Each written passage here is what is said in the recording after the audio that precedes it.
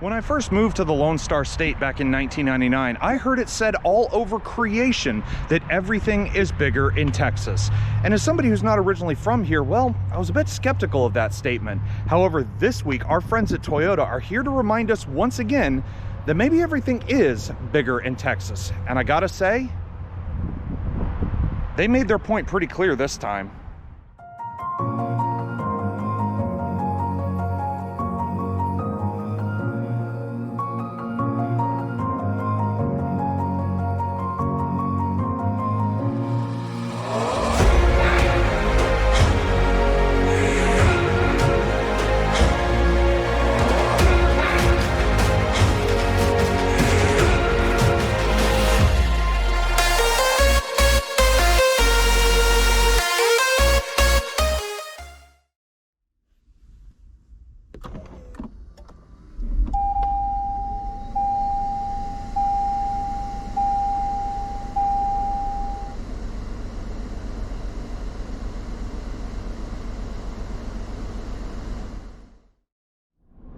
Have you ever had one of those instances where you finally get to try or own something for the first time, and all of a sudden all the dreams and expectations you had about it for the longest time finally feel like they've been fully realized?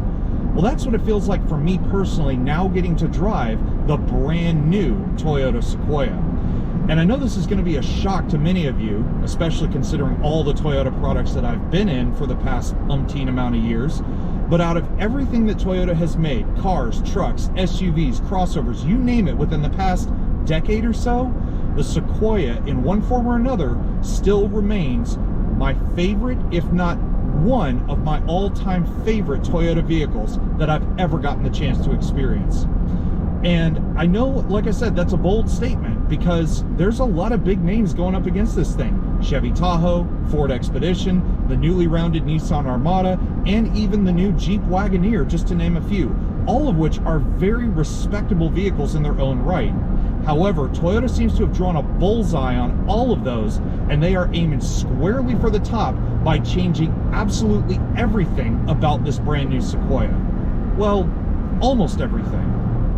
And I say almost because underneath this 3-ton Goliath of a Toyota is still a body-on-frame chassis, just like the Tundra on which it's based.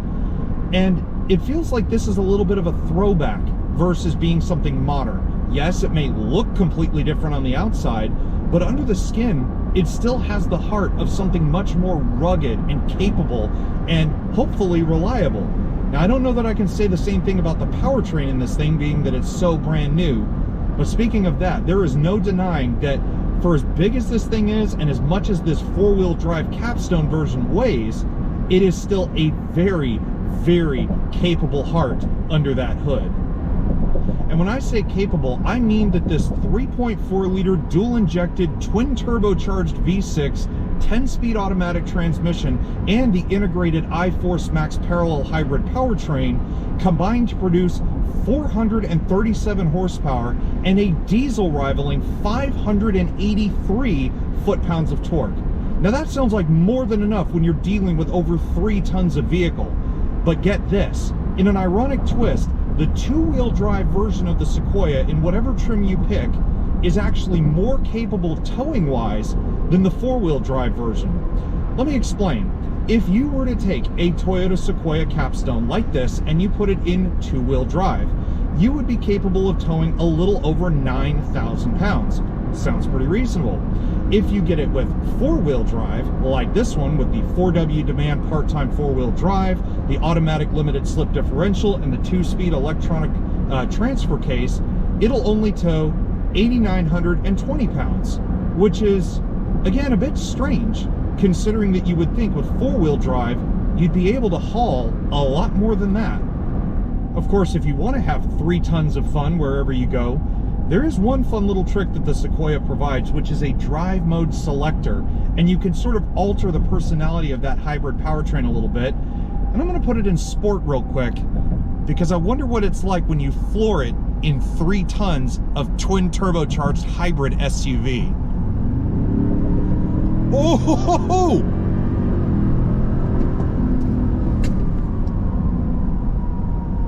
Well then, Alas, however, there is one thing that is completely undeniable about this truck, or really any vehicle of this size, caliber, whatever engine it has, and so on. And that is the fact that you really are up against a wall with gas mileage. Because even with 2 less cylinders, 2 turbochargers, a fancier direct and port fuel injection system, and now this parallel hybrid powertrain thing, on its best day, from what Toyota has told me, the Sequoia will get 19 miles per gallon in the city and 22 miles per gallon on the highway. Well, I've chugged down about almost a whole tank of gas after 3/4 of a week, and I've only averaged about 15 miles to the gallon, and that's driving primarily on the highway. Not as good as they say, is it? But you know, even with gas mileage that'll suck your wallet dry in a matter of days and its slightly aging underpinnings, after living with this thing for a week, I can easily see myself driving one of these every single day. Because on a livability basis, really the only gripes I have, aside from, you know, the engine kind of kicking off and on when it wants to and you never know when it's going to, is the fact that insulation wise, at slower speeds, it's very quiet. As you can hear out here on the freeway, it is a little bit noisier in here than I would like it to be. However, on that same front, the ride is so smooth, and you can make it even smoother by opting for the optional air suspension. But on that same front, the steering is heavy, just like I want it to be. It feels like a brute. It doesn't feel like it's just become this limp-wristed monster of an SUV. The only other thing that I will complain about, just ever so slightly, is the visibility in here. You could solve the rearward visibility by either A, folding down the rear headrest, because with them up, the rear windshield looks like it's about that big, or you can use the optional digital rear view mirror, which is nice, but my eyes aren't always up there. They're focused straight ahead of me. So whether I want that or not, it's nice to have for 80 grand or thereabouts, but that air suspension, it's just another thing to break in my book. Now, while I'd love to go on about the styling, which to many of you is already quite familiar, being that just like before, the new Sequoia is heavily based around the Toyota Tundra, I just need to nerd out for just a moment because I still cannot wrap my head around some of the numbers that this truck can produce. Forget horsepower, forget torque, try this on for size. The new Sequoia is almost 17.5 feet long. It's almost 7 feet wide, and depending on configuration, it can be as much as 6.5 feet tall. Now, while those numbers are mightily impressive, you have to see this truck in person in order to appreciate its overall dimensions. And also, Toyota was very methodical in some of those dimensions as well. For example, the United States government says that any truck of any size over 80 inches wide has to have the ubiquitous amber lights hidden in places like the grille and up on the roof, like you would see on a Ram TRX, a Ford Raptor, or any kind of heavy-duty truck. But they were very methodical, keeping it right at 80 inches wide, so they did not have to install those little amber lights. And while dimensions and numbers on paper are one thing, I still love the styling of Toyota's newest trucks. I loved the Tundra when I drove it back in 2022, and I'm still just as much loving this new Sequoia here in 2023. This one being the capstone, like I said, finished in wind chill pearl. It is my favorite color that you could put on a bigger Toyota truck like this.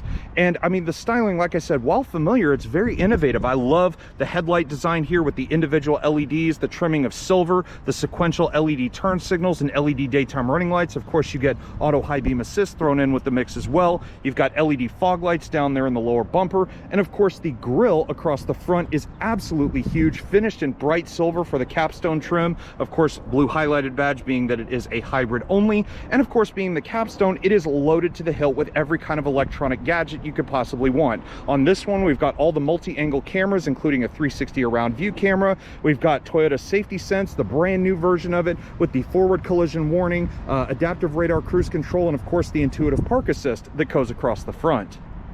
And while the Sequoia is definitely not nearly as big, dimensionally speaking, as its Tundra counterpart, being the fact that they've 86'd the longer bed off of it and they've added on the SUV rear end, to give you an idea of just how big this truck really is, at least in terms of height, I'm a little under 6 feet tall, and when I stand right up against the paintwork of this thing, my head tops out right underneath where the window meets the top of the doors. Also, speaking of big, the body isn't the only big thing about these trucks. Check out the wheels. Specific to the capstone in this case, we have 22-inch vapor chrome and machine-faced alloy wheels. I'm not so much a fan of the design. I mean, I think it just looks like a very commonly shaped snowflake, but all the same, they are still wrapped in some very meaty rubber at 265/50 series Bridgestone dueler tires. And with a price tag approaching the size of a small Metroplex, well, you would expect that this capstone trim would give you everything in Toyota's book, and you're absolutely right.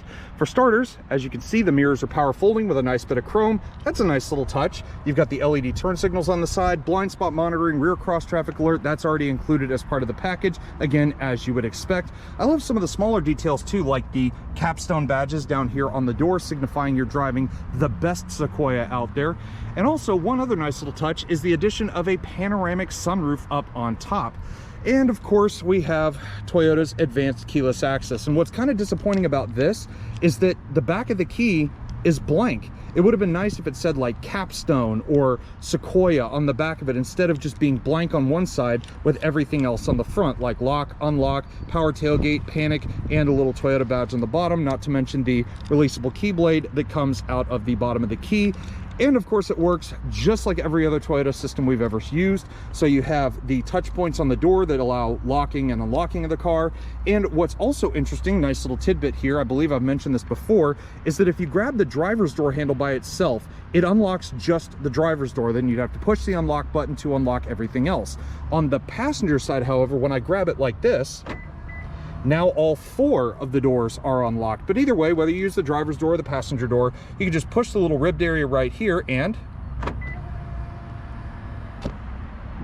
while the new face of the Sequoia may remind you again of the Tundra being big and bold and brash and in your face, the rear of this truck, on the other hand, gives me a completely different vibe. In many ways, it reminds me of one of its main competitors, the new Jeep Wagoneer, which is not a bad thing. The new Wagoneer is a very nice vehicle in and of itself, but you can see elements of that, like the thinned out taillights that they've done back here with this nice little swoosh on the side. They're full LED for the capstone, so you have LED main bulbs, sequential turn signals, you have the LED reversing lights, as you would expect. I love the name spelled out across the bottom here. I love the intuitive park assist replicated here on the rear. Obviously, the entire rear tailgate is powered, as I just mentioned, but one of my other favorite little goodies back here is this little button that just seems to have appeared out of the blue on the back of the Sequoia, but it's there for a reason, because not only can you open the entire rear tailgate, but you can open just the back glass by itself. That's a feature I haven't seen since I was a kid back in the 90s on most of the SUVs back then, and it's certainly something you don't see on many of them nowadays in 2023.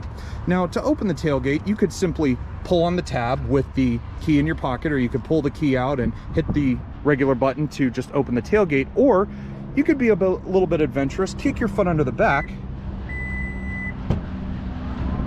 and watch as the tailgate majestically rises up to reveal another mess. Believe it or not, I actually used this truck during the week that I had it as a mobile detailing vehicle, specifically because back here it's got a 120 volt power outlet, so it was powering like my little vacuum here while I was out doing my detail. Now, on paper, I honestly don't know whether to say the numbers are impressive or they're actually a fail, because believe it or not, just behind here, behind the third row seats, there's more space than the back of a Toyota Camry. So how could it possibly be bad? Well, it's not bad because you actually have a shelf right here that is adjustable. You can put it in different levels and make things a little bit easier on yourself. Or you could fold down the power folding third row seats with these little buttons here. And behind the third row is about 22.5 cubic feet of space. That's a pretty sizable amount, would you say? If you fold down the third row, that increases to 49 cubic feet. If you fold down all of the seats up to the front, you'd be looking at 86.7 cubic feet. Now, that's still quite a hefty amount, but like I said, there are bigger trucks than this out there on the market. So whether or not you want to say it's the best or the worst, I'm going to leave that up to you.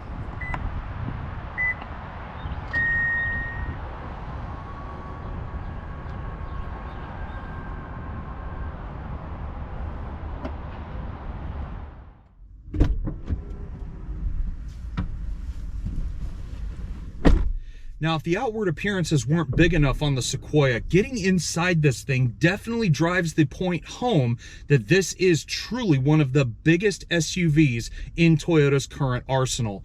And it isn't just the fact that the interior space in here is enormous. I literally feel like every time I've gotten on board this thing that I'm standing in the belly of a cargo airplane. It is huge. However, it's not just the dimensions, it's everything in here. With the exception of a couple of things. For one, being that this is again based on the Tundra, it got the Tundra's steering wheel, which is actually a little bit smaller for this new design. I'm kind of used to the old one being the size of a Ferris wheel where you kind of had to drive, you know, elbows out, like halfway over to your passenger. But this one, it's a little bit more perfect sized. It's leather wrapped, it's perforated, and it's heated in this case as well. So that is a bit of a nicety to kind of be able to rest my hands in a little bit more of a comfortable position. But the inside of this capstone is draped in as close to Lexus luxury as you could possibly imagine. I mean, look, the capstone specific interior with the white and black two-tone, you've got the wood here in the center, you've got it on the doors, it's on the dash. Everything in here literally feels as close to Lexus as you could possibly get without actually spending Lexus money. And if it wasn't apparent enough that the capstone trim specifically is as close to a Lexus badge as you could possibly get, then just take a look at the spread we have here. And everything, or just about everything, is either huge or it's digital. For example, right in front of you in the capstone trim, you have a digital 12.3-inch gauge cluster. You have a 10-inch heads-up display. And let's not forget the gargantuan Toyota Highlights infotainment system, and we'll get to that here in a bit.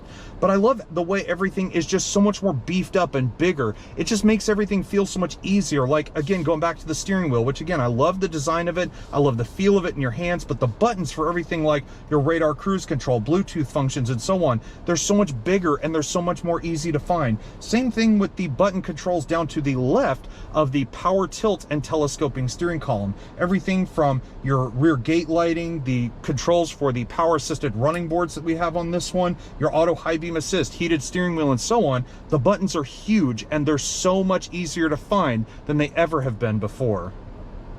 Now you would think with a nice digital gauge cluster and a big heads-up display that would be more than enough for most people to just kind of push the capstone into a newer level, right? Wrong. This is the big highlight. Toyota highlights, to be specific, because this is the new 14-inch, you did just hear me right, a 14-inch high-definition infotainment system. And while it may be a little bit more simplistic in terms of the menu icons and all that stuff, I swear to you, I was hunting around this truck for the keyboard and mouse. It is the size of a small laptop, and I'm surprised these dual zone climate controls up here in the front don't just invert themselves and suddenly the keyboard pops out of here and your mouse comes out of the center console. But I love the way this works. The navigation is the same quality as what you would get on your smartphone. You can pinch and scroll and navigate anywhere you want. The response time is dead accurate. It is so quick when you touch anything on this screen. And the menu icons are very easy to understand too. You've got navigation, audio, you've got Bluetooth phone, vehicle information, and then of course you go into settings and you can tailor, I mean, literally everything you could possibly imagine. Not only that, this now has wireless Android Auto and Apple CarPlay. And while I love the navigation and all of that stuff, it's actually the first time I've said that I will take the factory navigation that's in this system and not have to revert to the Android Auto or Apple CarPlay with Apple Maps, Google Maps, or Waze in order to find my way around. And if you're going to be emptying your 401k into your new SUV, you would expect it to have a million speakers on the inside, providing literally real-life quality to every sound that comes through them. Well, that's the shocking part about the Sequoia, specifically in an $80,000+ SUV. This only has a 14-speaker JBL audio system. Not a bad thing. I love JBL. I have one of their portable speakers at my house. And of course, I've mentioned their systems quite a numerous amount of times every time I review a Toyota vehicle. This one also, in typical fashion, has the Grace Note technology in it to clarify your music a little bit more. But all you need to do in order to experience a very solid sounding system is go into the Music tab, click Sources, find your setting, and be prepared for a very solid sound.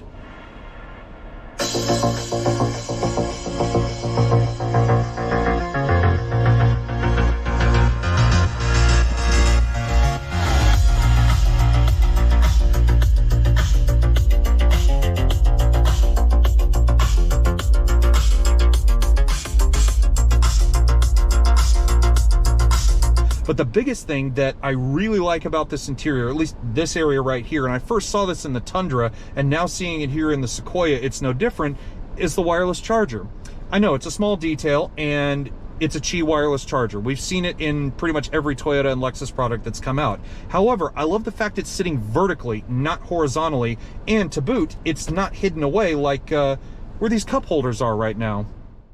Now, if you're the sort of person who prefers to be in the back seats rather than driving or being a front seat passenger, and you want to just recline your seat back, grab your armrest, and make this your own personal comfy spot, well, I can say that comfort is an understatement back here, because aside from the fact that the legroom isn't exactly the biggest I've ever felt in any large SUV like this, the creature comforts back here are just as nice as they are in the front. Albeit there's no rear entertainment back here, which I could kind of do without because that would get a little bit in the way of my knees. Everything else in here is exactly what you want. The captain's chairs, heated and ventilated. I haven't seen that in quite some time. There are 4 sizable cup holders, which can hold some pretty sizable bottles like my alkaline water here.